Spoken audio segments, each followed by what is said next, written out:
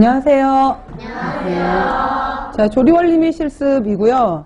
조리원리 및 실습 같은 경우에는 시험 문제 요즘에 이제 나오는 경향을 보시면은 특히 식품학하고 영양사 시험에서도 연결되어 있잖아요. 그래서 식품학 및 조리원리 이렇게 들어가 있고, 여기에 이제 들어가 있는 과목이 식품 미생물 과목이 들어가 있어요.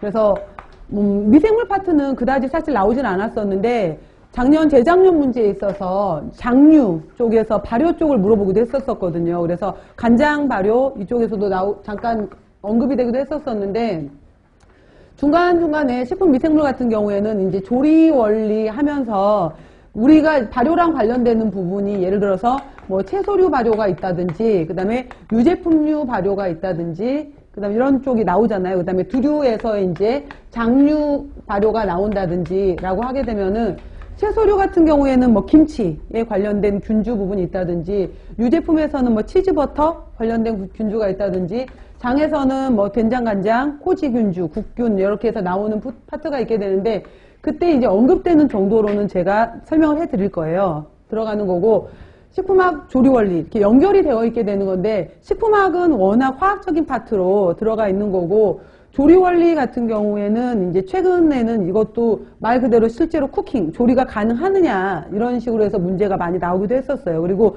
한동안 통합 문제로 나왔을 때는 조리 파트 같은 경우에는 또 연결시켜서 나왔던 것이 단체급식에서 이제 조리가 연결되기 때문에 단체급식으로 해서 뭐 예를 들어서 해썹, 위생하고 같이 더불어서 해썹과 또 여기에 뭐 조리 문제가, 그래서 뭐 고등어 조리 문제가 나오면서 중간에 뭐 검수, 뭐 CCP 단계를 물어보는 것도 나오면서 그날 고등어 조림이 단단해서 잔반율이 높았었다. 잔반율이 높았었는데 왜 단단해졌는지를 설명하고 이거를 해결하기 위한 방법을 제시해봐라. 이런 식으로 해서 통합 문제인 경우에는 식품학 조리 원리로 물을 수도 있고 단체급식 해썹 이런 식으로 같이 들어가기도 했었어요. 그래서 최근 약간 단독적으로 떨어져서 나오긴 하는데, 기본적으로 식품학에 대해서 잘 알아놓으셔야 되고요. 우리가 조리 원리라고도 말을 하지만은 또 배웠던 과목 중에 아마 조리 과학 이렇게도 있었고, 아니면 조리 과학 실험, 식품 뭐 예를 들어서 이 분석 실험 이렇게 해서 실험하고 관련돼서 이제 나왔던 것처럼, 과학이라는 것은 그 사이언스, 객관적으로 다시 누가 하더라도 그게 다시 증명이 될 수 있는 것을 우리가 과학이라고 하잖아요. 그래서 최근에는 이 이제 과학 실험 이쪽 부분으로 또 물어보기도 해요. 더 많이 집중해서.